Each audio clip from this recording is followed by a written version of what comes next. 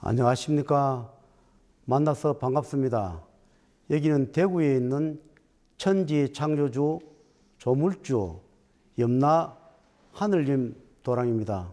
저는 염라대왕 역할을 맡고 있는 천정갑입니다. 오늘은 하늘에서 계시는 염라대왕이 직접 제 몸을 빌어서 말씀을 하십니다.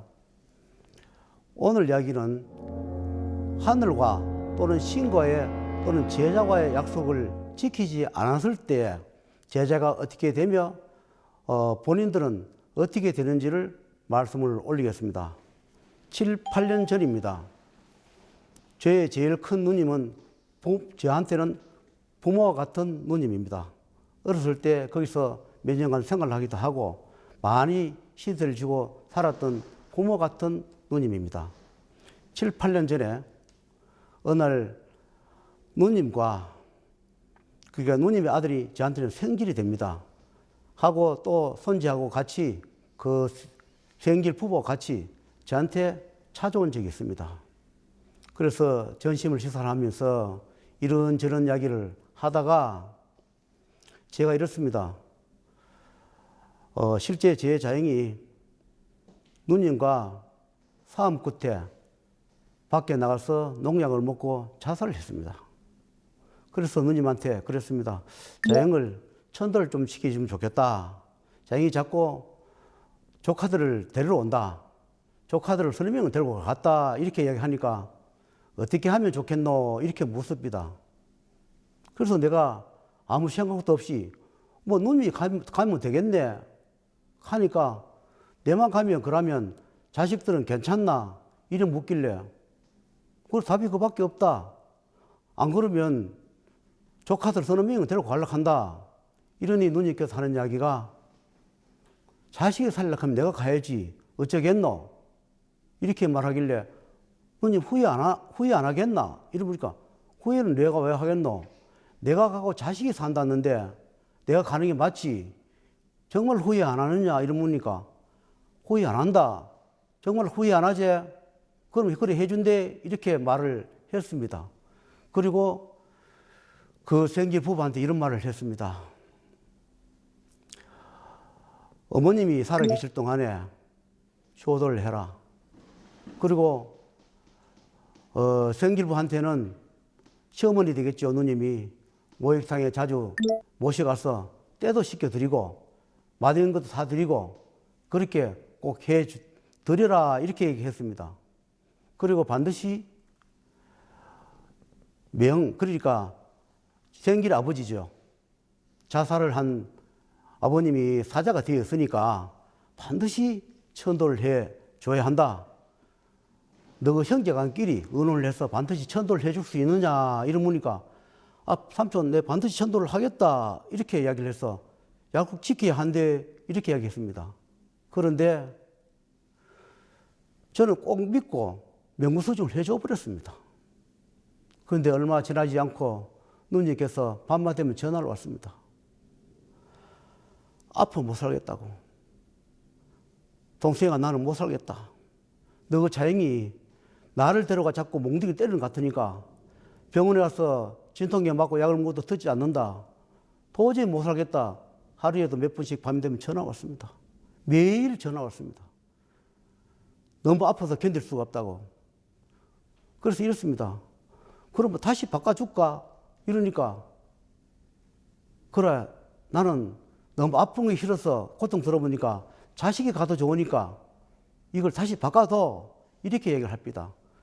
그런데 다시 바꿔주려고 하니까 명부를 하면 집행해 보기 때문에 수정이 되지 않습니다. 그러다가 얼마 있다가 누님이 요양병원에 입원해 있다는 소리를 들었습니다. 제가 갈 수 없었습니다. 양심이 가책이 돼서 갈 수 없었습니다. 그런데 조카들은 삼촌이 찾아오지 않으니까 옛날에 신세전고도 있는데 많이 섭섭하다는 얘기를 합니다. 그래도 저는 갈 수 없었습니다. 왜냐하면 그 내막을 아는 것은 큰 조카밖에 모르기 때문에 다른 조카들은 그 내막을 모릅니다. 그래서 말을 할 수도 없고 양심이 가책되어 찾아뵙지를 않았는데 한 1년인가 2년 좀 있으니까 오늘은 누님을 찾아뵈라 이렇게 말씀합니다. 그래서 찾아가니까 조카가 어머니를 하는데 도저히 알아볼 수 없습니다. 얼굴이 바뀌었고 또 그님도 나를 못 알아보고 그랬습니다. 그래서 나오면서 생질한테 이랬습니다. 나는 이제 안 오니까 나한테 섭섭히 생각하지 말고 어머님이 돌아가시더라도 장인어른 잘 치려 들어라. 이렇게 하고 말았습니다. 그런데 그 이튿날 누님이 운명하셨다고 연락이 왔습니다. 그런데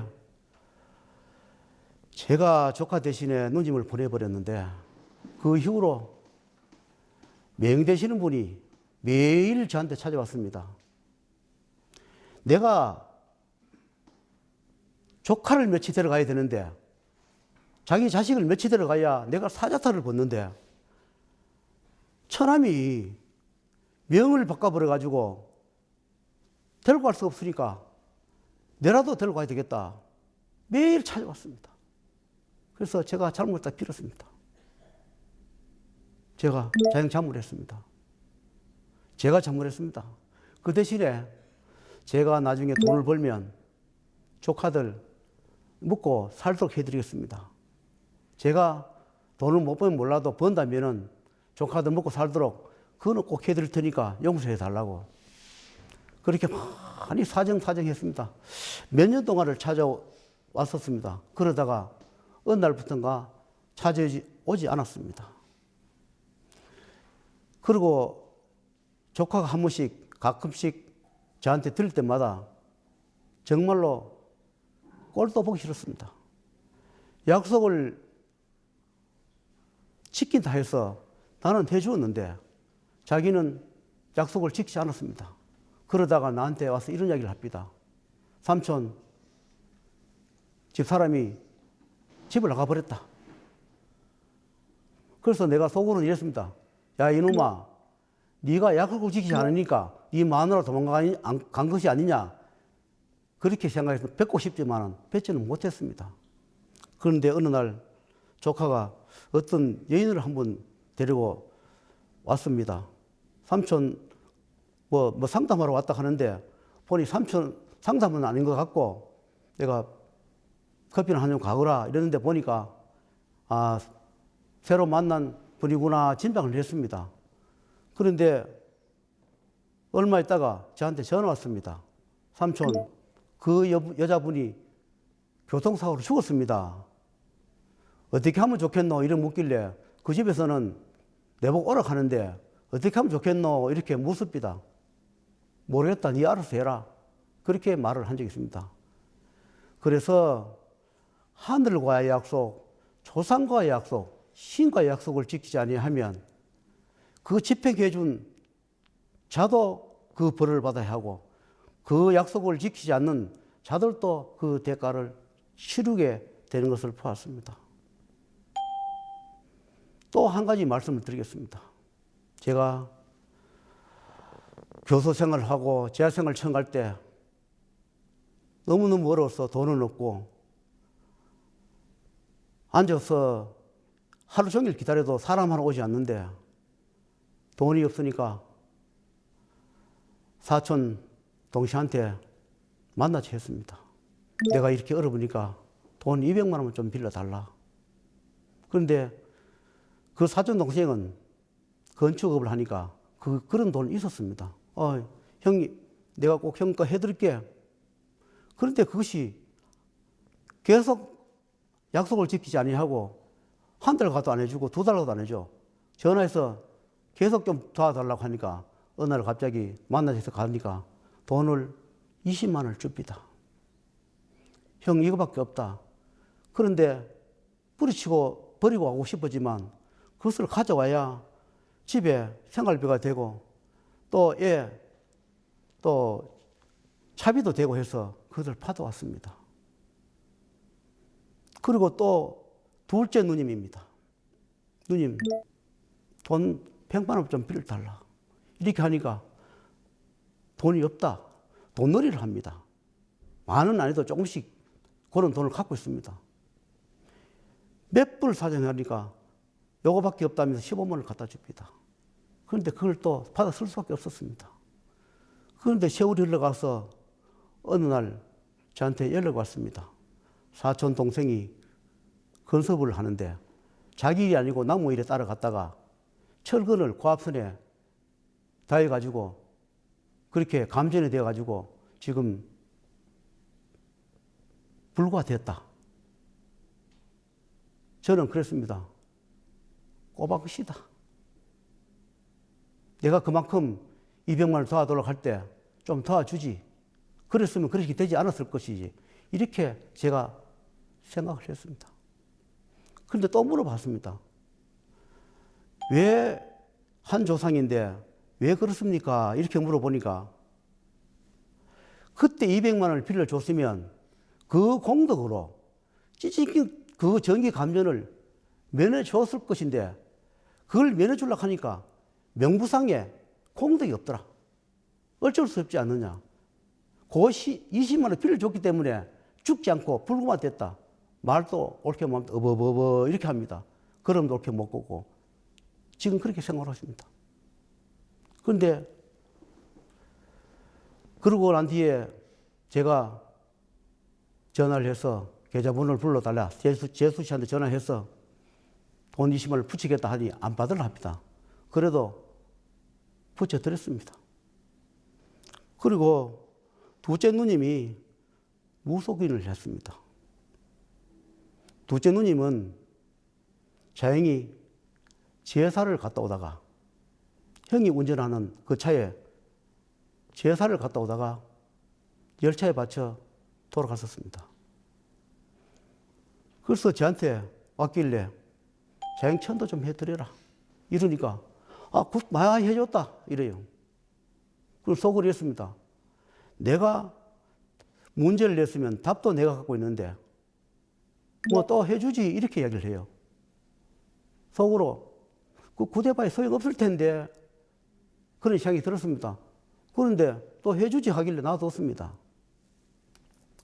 그리고 세월이 흘러서 누님 생각이 자꾸 나서 전화를 했습니다. 조카가 전화를 받더라고요.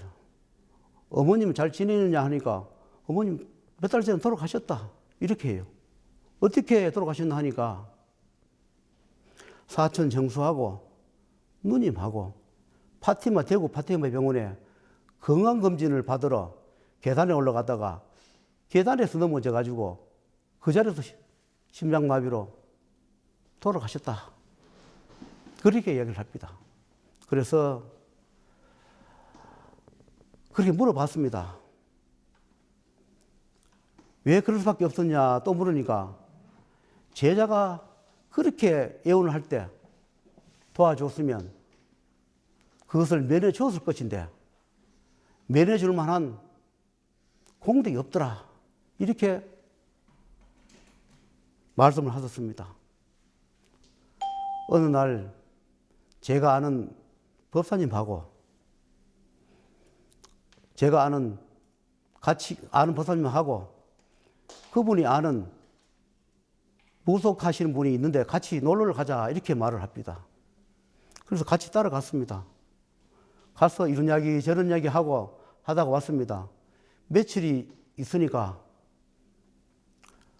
이렇게 말씀하셨습니다. 그분한테 차에 가서 돈을 30만 원을 좀 빌려달라 해라 이렇게 말씀하십니다. 그래서 찾아갔습니다. 한 번밖에 뵈지 않았는데 보살님 저 생활이 어려운데 30만 원만 좀 빌려주세요 이러니까 그때는 2번 안 하고 빌려줍니다. 그러다 한 달쯤 있으니까 또 돈이 떨어져서 또 기도를 하니까 그분한테 가서 돈을 한 5, 60만 원을 다시 또 빌려달라 해라 이렇게 말씀합니다. 근데 또 뭐라고 빌려달라고 할까요? 이런 물으니까 그 보살님 집에 신랑이 명이 없는데 돈 빌려주면 명을 이어준다 해라 이렇게 말씀합니다. 그 찾아갔지요 또. 보살님 면하지만 돈 한 5, 60만 원 좀 빌려주세요 하니까 먼저 30만 원도 빌려간 거 갚지 않았는데 그거나 주세요 이렇게 해요. 언제 받다고 내한테 돈 빌려달라고 합니까? 그래요.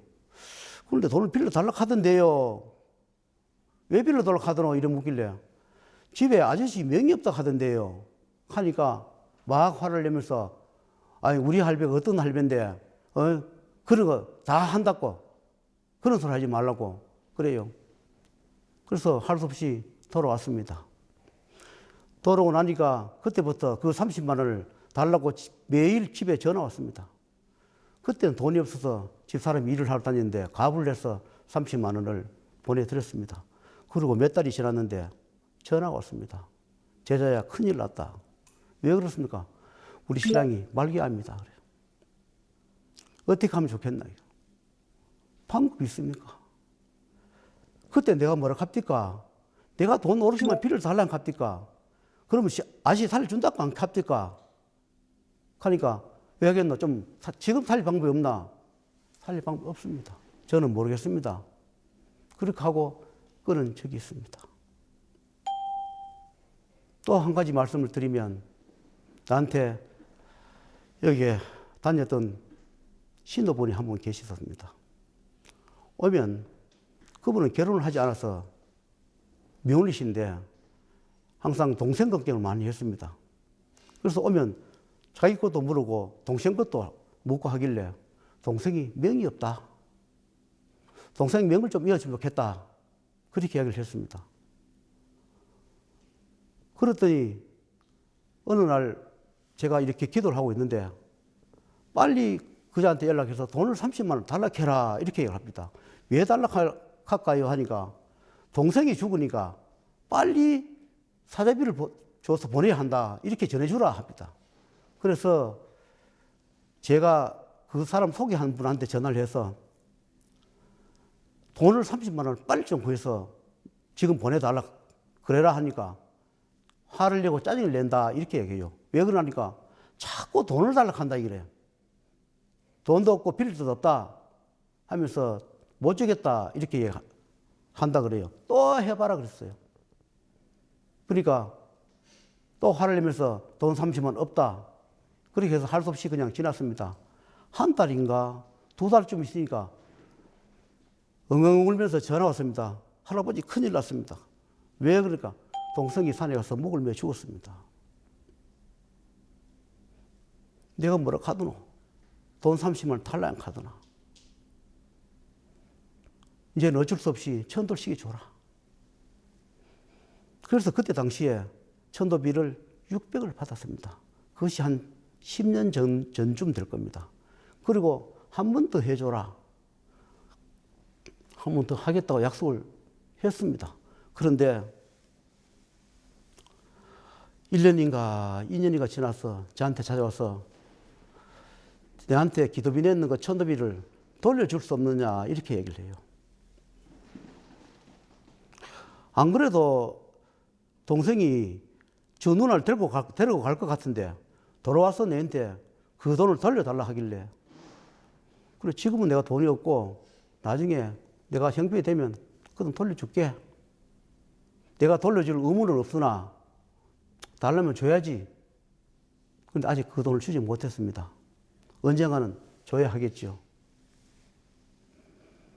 또 우리 집에 신뢰를 이야기하겠습니다. 저는 우리 집에 가족들 다 기도비를 받습니다. 지 사람은 지 사람대로, 자식은 자식대로, 사위는 사위대로 다 기도비를 받습니다. 왜냐하면 자기들 목이니까 내가 해줄 수 있는 것이 있고 자기들이 하는 것이 있습니다. 그래서 기도비를 받을 때마다 그래요. 요것만 받으면 다음에는 돈 들 소리 안 할게 하고 받습니다. 왜냐하면 다음에 또 받아야 된다 하면 화를 내고 안 줍니다. 아, 요것만 하면 될 것이다. 그런 식으로 해서 계속 조금씩 받아냈습니다. 그러니까 왜 아버지는 안 받다 해놓고 자꾸 돈을 달라고 하느냐. 그러면 니는 그러면 또 받다 하면 안 줄 거 아니냐. 내가 이 거짓말이 아니라 방편이다. 이렇게 해서 해야만 네가 할 수 있으니까 이런 이야기 했습니다. 그래서 이런 이야기를 했습니다. 지금 손지가 목이 부러져 하반신 마비돼 죽을 것이다. 그러니 빨리 30만 원을 더 이렇게 이야기를 했습니다. 그러니까 이제 아버지 말을 못 믿겠다. 자꾸 돈 달라고 하니까 못 믿겠다 해서 돈을 못 받았습니다. 며칠이 지났는데 아침에 꽝 소리가 막 나길래 보니까 우리가 2층 집인데 손지가 할머니 빨래를 들고 올라가는데 따라 올라갔다가 계단에서 굴렀어. 이마가 많이 찢어졌습니다. 그날이 공휴일인데 응급실에 가니까 의사는 많이 없고 환자는 많이 밀려 있고 그래서 대기를 몇 시간 했습니다. 그래서 제가 이랬습니다. 내가 뭐라 하더냐? 그 돈 30만 원 달라고 하더나? 그리고 목 부러진다 소리 안 하더나? 그래도 목을 부러지는 거는 그래도 막아줬다. 그 대신에 이마를 이만큼 째렸으니 너는 평생 자식을 볼 때마다 미안하게 생각하고 살아라. 네가 돈 30만 원 아낀 죄로 안 줄락 하는 그 죄로 자식 이마에 그것도 딸내미 이마에 이렇게 큰 흉터를 내놨으니 이걸 어찌 하겠단 말이고 그래도 감사히 생각하라. 목은 안 부러졌으니까. 그로부터는 기도비를 잘 줍니다. 또 한 사례를 말씀드리면 어떤 무속인이 있었습니다. 저한테 찾아와서 상담을 하길래 아들이 명이 없습니다. 이렇게 얘기했습니다. 어찌하면 됩니까? 이렇게 묻길래 그분이 남편이 있습니다. 그런데 남자친구가 있어요. 남자친구를 인연을 끊어야 되는데 그 친구가 있으면 그 죄로 자식을 못 살릴 것이다. 이렇게 얘기를 하니까 저한테 이렇게 했습니다. 그럼 남자친구 끊겠습니다. 자식을 살려고 남편 끊어야지요. 이렇게 얘기를 해요. 그래서 정말로 약속을 지킬 수 있나? 이런 물으니까 지킵니다. 이래요. 그래서 그 말을 듣고 그분도 무속인입니다. 돈을 그때 한 100얼마를 받았는데 그것도 한 4, 5년 길게는 20년 전쯤 될 겁니다. 100만 원 조금 더 받고 장을 딱 보고 오니까 장값을 다 물어주더라도 이 일을 취소시키라 이렇게 얘기해요. 왜 그러셨냐 보니까 저 중세 절대로 약속을 안 지킨다. 만약에 약속과 지킬 살려주고 나면 제자가 그 업장을 지고 가야 한다. 장값을 물어주고 빨리 취소시키라 이렇게 얘기를 해요. 그래서 또 물었습니다. 내가 지금 할배가 가는데 할아버지 가는데 당신이 약속을 안 지킨다 한다. 나는 장값 물어주지 안 하겠습니다. 이렇게 하니까 법사님 무슨 소리 합니까? 내 자식을 살려준다 하는데 남자 당연히 끊겠습니다. 죄를 지내주세요. 이렇게 얘기해요. 그래도 그걸 믿고 제가 그때는 동해 바다 간포로 가는 길이었습니다. 고속도로에 차를 타고 가는데 어떤 분이 굉장히 화를 냈습니다. 입에 담지 못할 그런 말씀을 하면서 죽일 놈이라 하면서 왜 약속도 지키지 않고 제자를 낙방시킬 일을 하느냐고. 제자 왜 낙방시킬 일을 하느냐고 이렇게 말씀하셨습니다. 그런데 그분이 하기 말씀이 절대로 약속을 지키겠다 이렇게 이야기해요. 그래서 간포 가서 죄를 집행하는데 하늘에서 호통이 왔습니다. 그대로 표현하면 저 더러운 년을 왜 데리고 왔느냐? 살려줄 가치도 없는 자를 왜 데리고 왔느냐? 왜 데려와서 죄를 집행하느냐? 굉장히 꾸중을 했습니다. 빨리 처리하고 들어가라고. 그래 오면서 또 물었습니다. 약속을 꼭 지키세요. 이제 지킨다 그래요. 그런데 제가 그 남자친구 집을 제 집 근처라서 알아요. 그 이튿날 약속을 정말 지키려고 싶어서 살못이 그 집에 들어가 보니까 그 무속인이 신발이 그 남자친구 집에 있더라고요. 아, 큰일 났다. 그만큼 약속을 지킨다 했는데 하룻밤새 그날 그 남자친구 집에 가가 있다니. 그래서 내가 인간을 믿은 것이 잘못이구나. 또 이 벌을 어떻게 할까? 그러고 지냈습니다. 그러다 얼마 있으니까 전화가 왔어요. 밤중에. 더 살면 큰일 났으면 우리 아들이 죽었습니다. 왜 죽었는데 이런 문리가 갑자기 숨을 쉬지 않습니다. 그래서 이렇습니다. 빨리 북쪽으로 엎드려서 빌어라. 내가 살려주러 하구마. 빨리 북쪽으로 빌어라. 내가 살려주러 하구마. 그래서 내가 좀 살려주라 그랬습니다. 그러니까 좀 이따 전화 와서 아들이 숨을 쉽니다. 그래요. 그러면 숨을 쉬니까 빨리 병원에 가라. 그래서 대구 곽병원이라는 데서 응급실 입원을 했는데 나중에 그 보살님이 나한테 이런 이야기 합니다. 아들이 그 10세 미만입니다. 침대에 누워있는데 엄마야 저 밖에 유리 밖에 사람들이 몇 사람이 서가지고 나를 자꾸 지켜보고 있다. 이런 이야기를 하더라 그래요. 죄를 왔겠죠. 그런데 저는 그 죄를 벗는데 10년 넘게 걸렸습니다. 왜 그러냐 하면 그분이 그 남자친구를 만날 때마다 그 행위를 할 때마다 그 죄업이 내한테 쌓여서 그 업장을 벗어내고 갚느라고 허송세월 수년을 보냈습니다. 명부를 집행해 주는데 얼마나 무서우냐 하면 내가 살려준 사람이 죄를 지으면 그 죄를 자기도 받겠지만 집행해 준 제야도 그 죄를 받습니다.